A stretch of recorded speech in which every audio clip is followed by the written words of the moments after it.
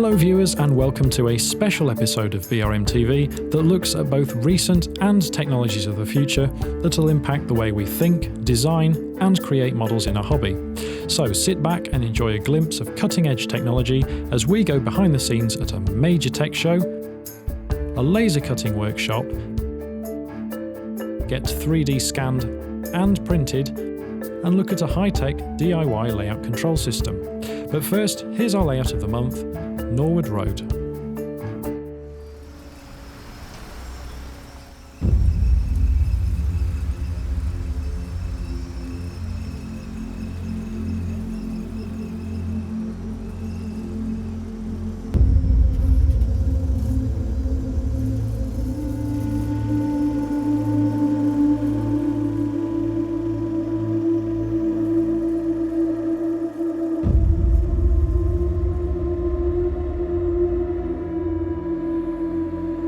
Well, the layout is controlled by DCC.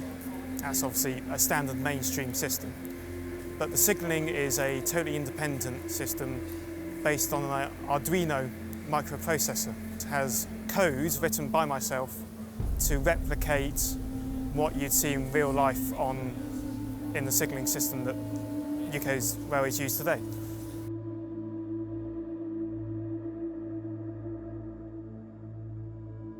Simon Paley. I am from Reading in Berkshire.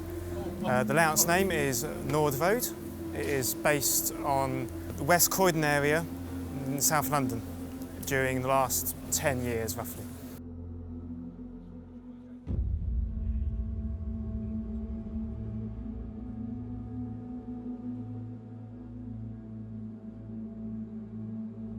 The layout was originally half-built by a different person who had the original idea of the tram line, and at the time of buying the layout I was down in Croydon looking at trams. I thought, well, it's a bit different, you don't see many modern image tram layouts and it's an extra incentive to look at.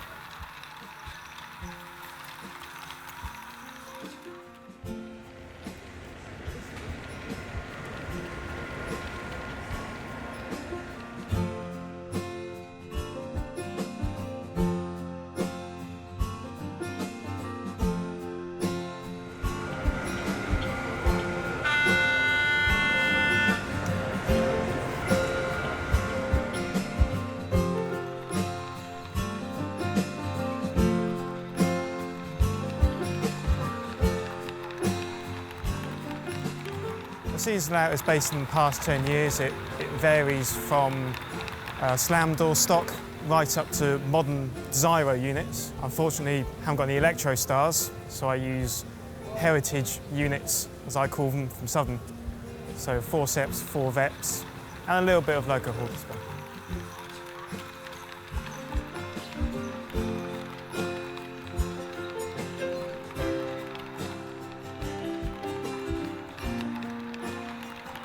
Visually, the first thing is the tram line. So not many layouts have modern tram lines. The rest is underneath the layout in terms of electronics. So I have a full signalling system designed by a competent signalling designer and installed using microprocessors. The signal with the theatre indicator is from Absolute Aspects, and the rest of them are CR signals.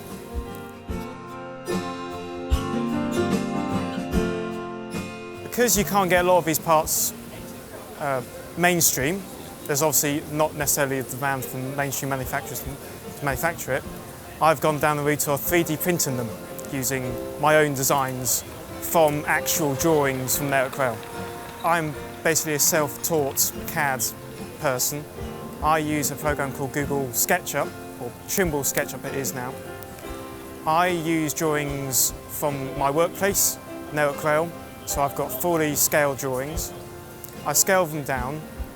I draw them as scaled in the CAD software. Then I upload them to a common marketplace called Shapeways. Then I order those. They go through a process of selective laser sintering, as it's called, 3D printing more commonly. And then that gets sent to me from the Netherlands. All I have to do is paint it up, stick it on the layout.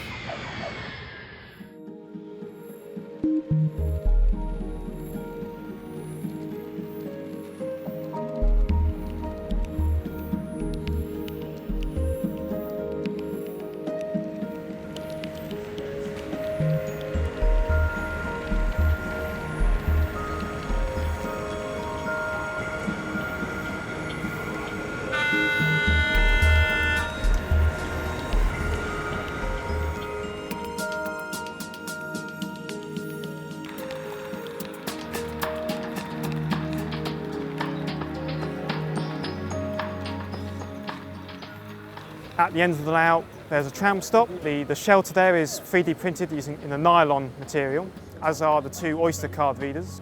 Inside the station, there is some 3D printed ticket barriers, non-working. That's far too complex. Yes, after some demand, I have a shop on Shapeways called SJP Models. If you just go onto Shapeways and type that in, you'll find it. And what will happen is that you can order the parts and they get sent directly to you.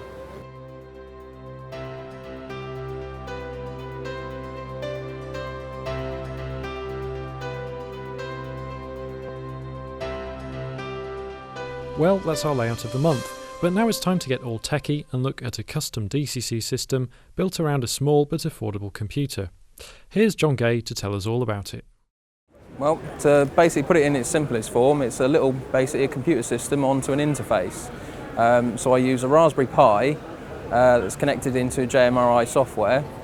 That then runs through a Sprog Nano, which then goes onto a Merg 5 amp booster. And then I use the wireless system of the Raspberry Pi to feed off iPod Touches, which use an app that's freely available, and that's Y-Throttle. A Raspberry Pi is a credit card sized computer that you can buy from somewhere like RS Products, RS Components, and they're roughly about 30 to 40 pounds. The software, again, JMRI, is available on the website. It's a free download. And again, the same with the software that's on the iPod Touches.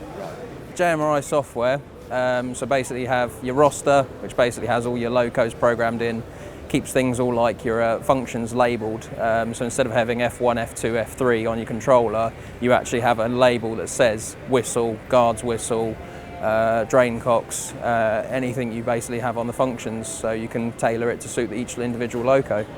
Basically tailors all the way up to I think it's about 30 or 40 different functions, but with the ones you don't use, you basically just lock them off basically.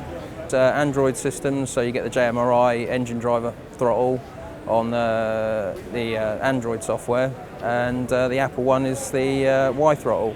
So you can use your phone as well, so yeah, Android phone or the iPhones, that sort of thing.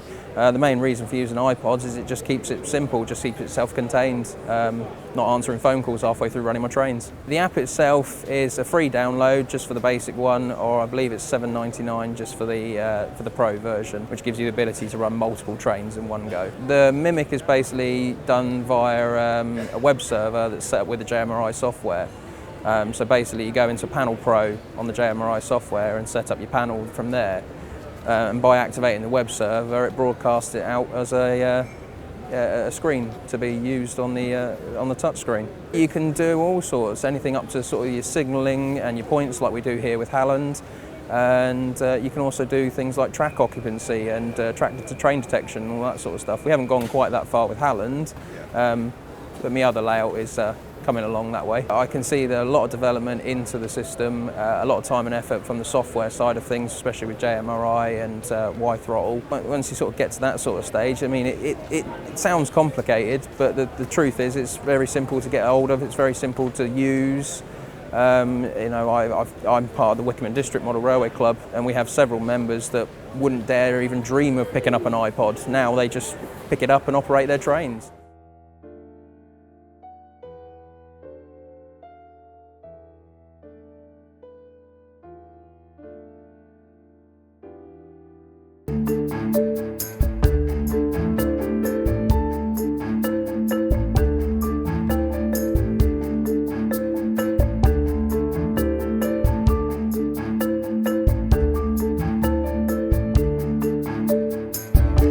Now you'll notice there's a bit of a tech theme throughout this issue of the magazine, And to talk us through one of the aspects that's really going to, I think, revolutionise the way 3D modelling and indeed figures are created is 3D scanning. So I'm here with Alan Butler from Model U. Hello, Alan. How do you do? Welcome to our studio.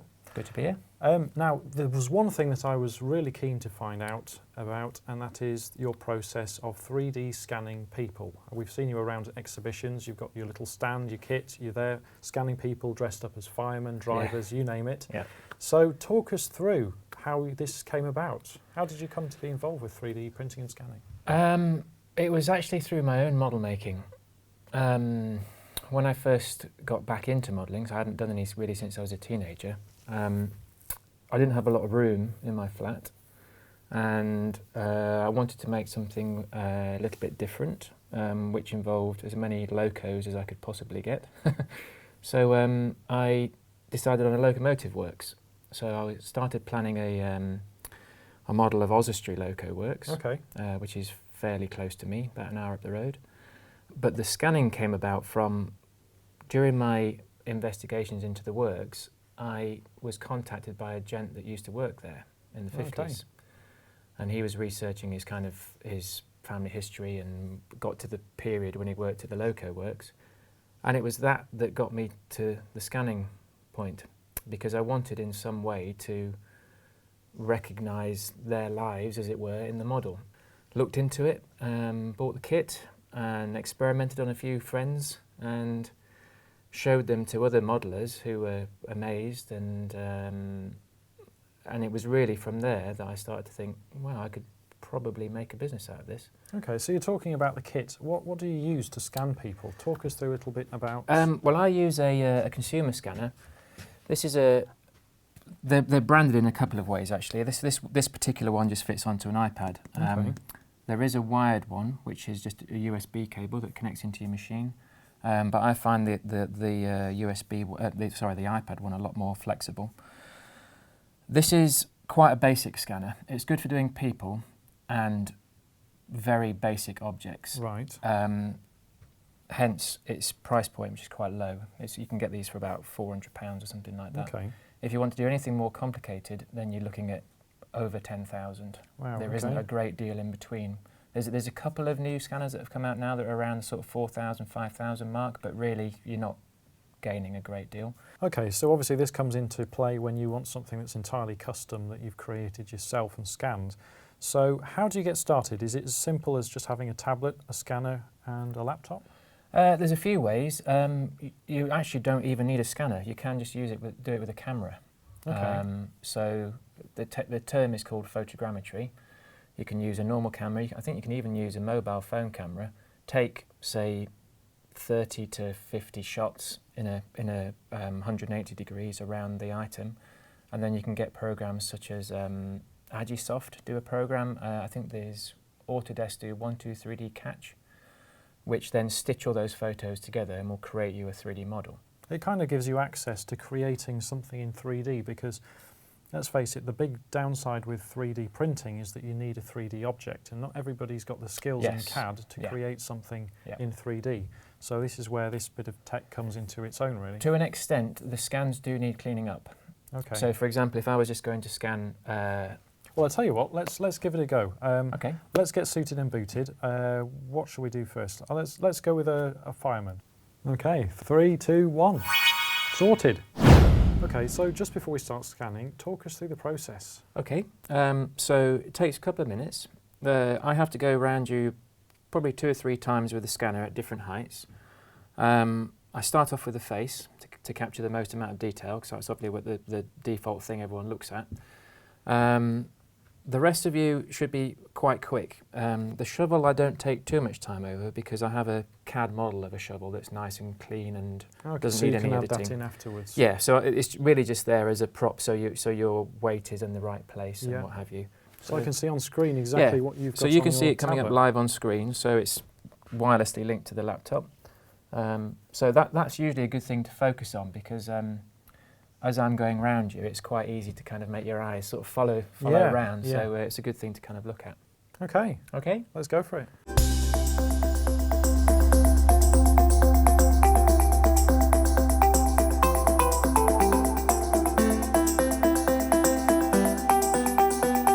So what are we looking for? What's the red, what's the green? So the green is areas where the scanner's picked up. Red is areas which the scanner can't quite read properly, so I need to move around a bit. Black is areas which haven't scanned at all. So you can see as I move around, I start to fill in under your arms and where the scanner can't quite see. There we go, all done. So that takes a couple of minutes to process now. If I zoom into the scan as it's processing it, you'll see that it's made up of Tiny point tiny clouds. points, so Wow. that's the point cloud. So what you're seeing here is the dotted line is the path that I've taken with the scanner. So you can see as I started, I spent a little bit longer on the front of you, so you get all the detail of the face. And then I've gone round about 3 different heights, and then knelt down here to get behind your arms, so we get a complete scan there. And the next step then, and this is really more of a visual thing, is applying colour to the scan, which is generally just used for painting reference. It's quite good for the figures that I scan with the guys from, say, Llangollen or the Severn Valley, because they've literally just stepped off the footplate. They're covered in sweat, covered in coal dust, you know. So if you want to see what a decent, hard-working fireman looks like, you've got a colour representation of it. So I guess if you wanted to paint your figures later on, this is a great guide to choosing the exact colours that you want to paint. Yeah, it serves a good purpose. Certainly when when I'm scanning people at shows that are just wearing normal attire, because once it's scaled down, the definition between where your shirt ends and your jacket starts might not be quite apparent in 4mm scale. So with something like this, it can just sort of remind you of what you were wearing that day and where the different items of clothing start and finish. That looks really impressive, Alan. Quite pleased with the way that's turned out. Well, thank you very much for visiting us. My pleasure. And we'll see you around soon. And if you'd like to see Alan Butler and get yourself 3D scanned, you can visit the London Festival of Railway Modelling at Alexandra Palace on March the 25th and 26th. Anyway, it's all very well, all this 3D scanning, but what about the printing aspect of it? Well, to find out, I headed to London to visit a show dedicated specifically to desktop printers and not at silly prices. Let's take a look.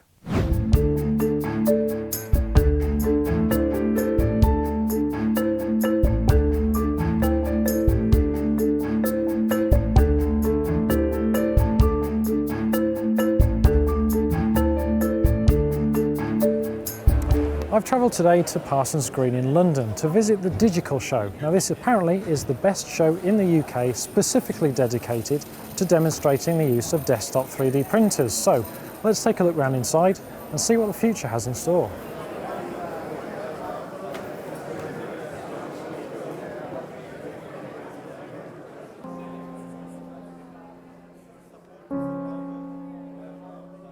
You think you've seen it all with 3D printing, until you come to a place like this.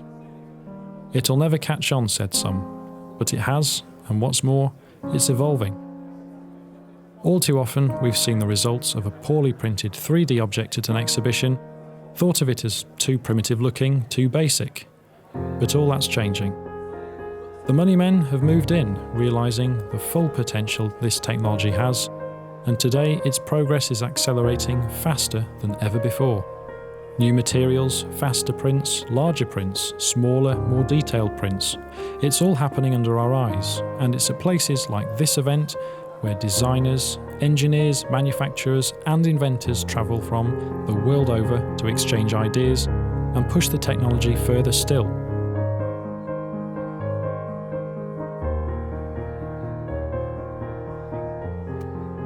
From basic to ultra-high definition 3D scanners creating 3D objects in real time to the finished printed product, all was on display.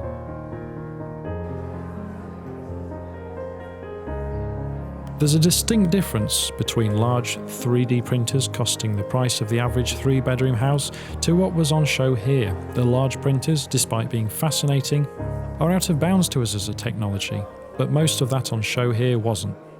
Many new and unreleased desktop 3D printers on display could be yours for less than £500, some for under £300, and with prices falling to a point where a reasonable 3D printer could be a worthwhile investment for a club or group of individuals, it was fascinating to see so many different types, shapes and sizes on show.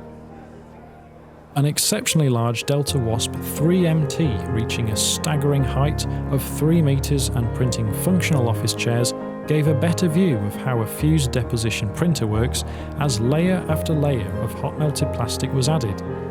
But this is the technology that offers the least detail, the best being selective laser sintering, effectively a vat of liquid resin which is continually fired at by a laser beam.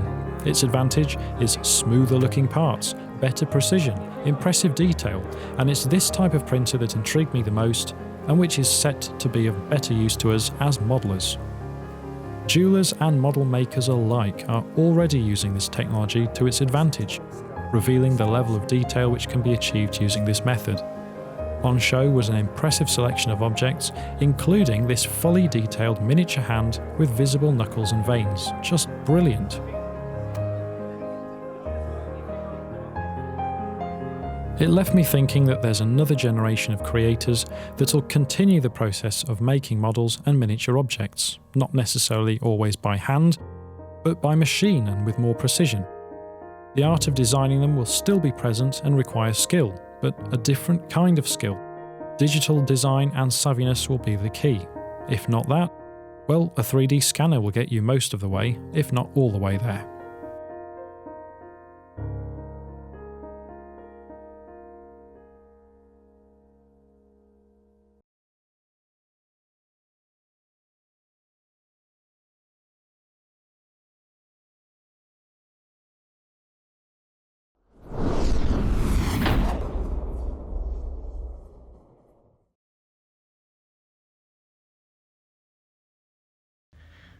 Hi, this is Justin from scalemodelScenery.co.uk and modelrailwayscenery.com. June last year we moved into this new office space, which is our garage at home.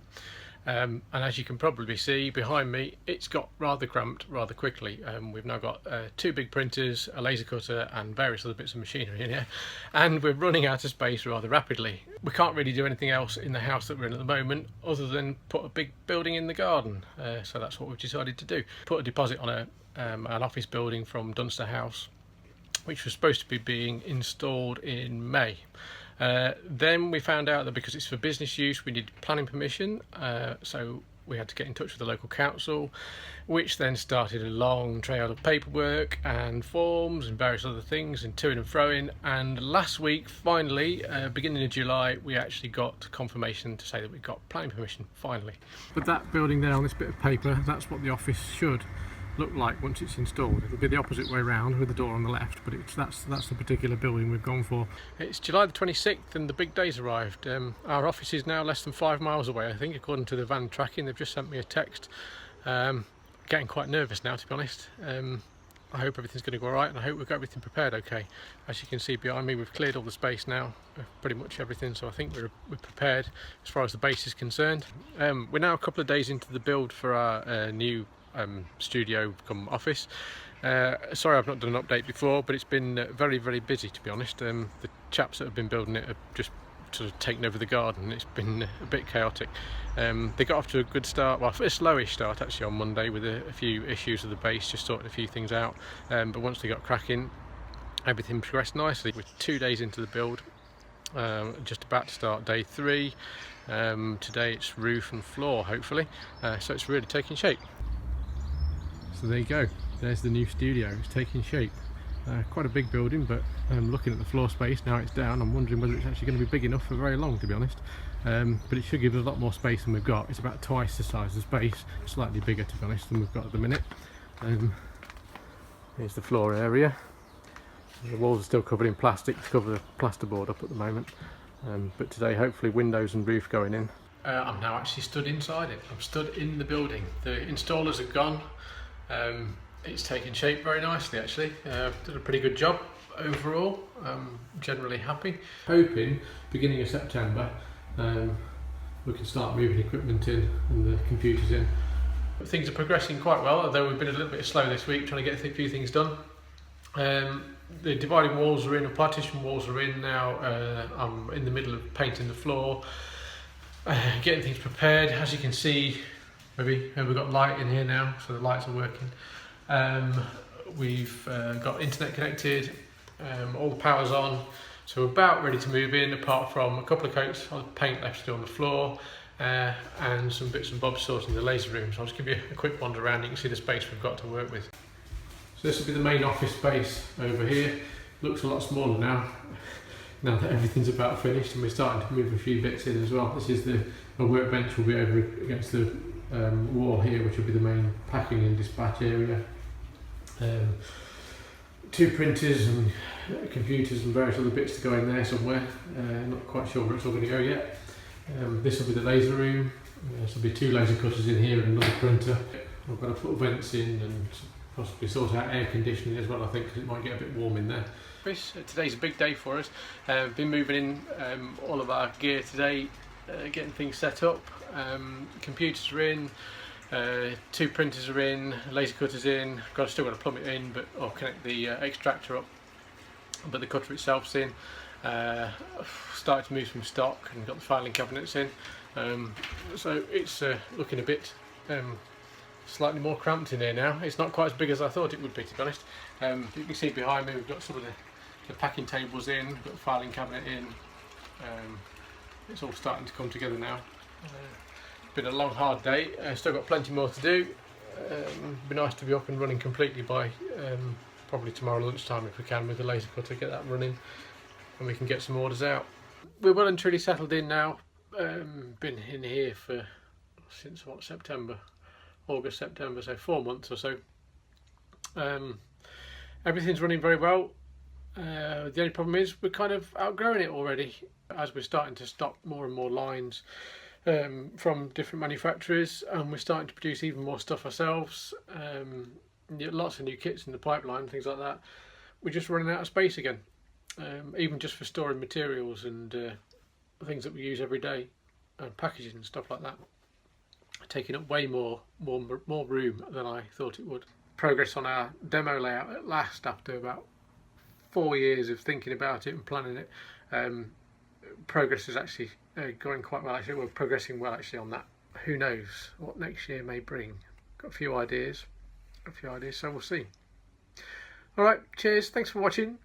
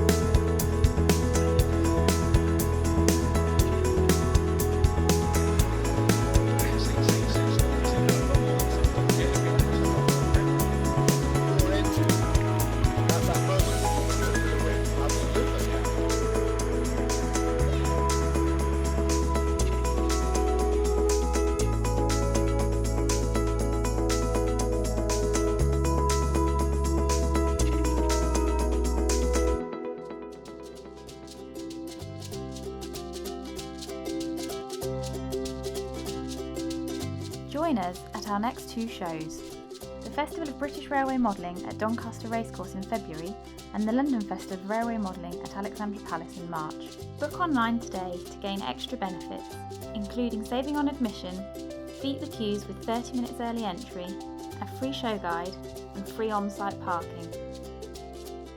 Remember, as a BRM subscriber, you can get a discount at all of our shows when you book in advance.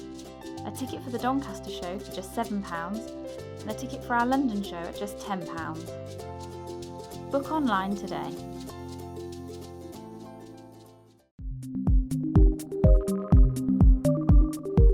Like what you saw in this episode? All the great content from your favourite monthly read is just a click away as a digital download.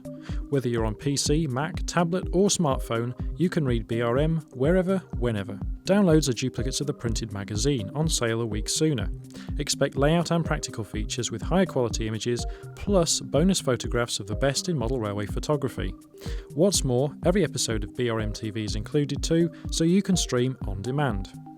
Save storage space, lost discs and money, plus zoom in on pages and discover more detail. So, to discover the many benefits of going digital, head on over to pocketmags.com/BRM, explore our digital back issues and get your free sample of BRM today.